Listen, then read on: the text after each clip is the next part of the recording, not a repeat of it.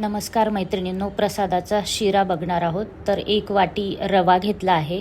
ही वाटी आपल्याला पूर्ण मेजरमेंटसाठी उपयोगाची आहे. मेजरमेंटनी करत आहोत. तर आता तो रवा दुसऱ्या याच्यात टाकला आहे कारण मला ती वाटी हवी आहे. तर 2.5 वाटी पाणी आता मी गरम करत ठेवलं आहे. ही 1 वाटी, दुसरी वाटी आणि अर्धी वाटी अजून टाकलेलं आहे त्यात गरम पाणी ठेवायला. आणि आता एका कढईत 4 टेबलस्पून तूप टाकून घेतलं आहे, 4 मोठे चमचे, ज्यात आपल्याला रवा हा लालसर भाजायचा आहे. आणि रवा आपण जेव्हा भाजू तेव्हा कंटिन्युअस आपला हात चालला पाहिजे, तो जळायला नको आहे पण भाजला गेला पाहिजे. तर याप्रमाणे तो भाजला गेला आहे कंटिन्युअसपणे. आणि आता यातून मी 2 वाट्या पाणी गरम जे आहे ते रव्यामध्ये टाकत आहे आणि 2 वाट्या दूध टाकून घेणार आहे. तर आपल्याला टोटल 4.5 वाट्या आपल्याला दूध किंवा पाणी पाहिजे, किंवा दोघी मिक्स तुम्ही टाकू शकता. तर मिक्स टाकलं आहे तर अर्धी वाटी पाणी आता परत टाकलं आहे गरम पाणी, आणि 1 वाटी साखर. तर ही वाटी आपल्याला शेवटपर्यंत चालणार आहे. तर 1 वाटी साखर लागते.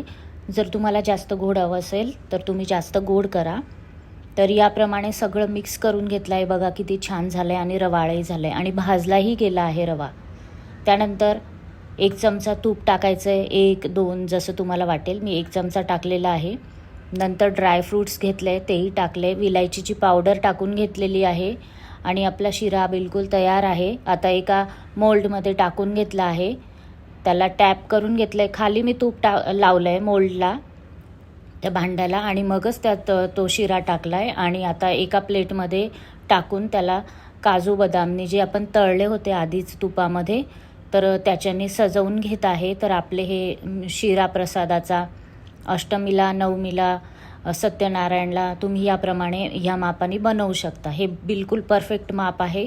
खूप छान शिरा होतो.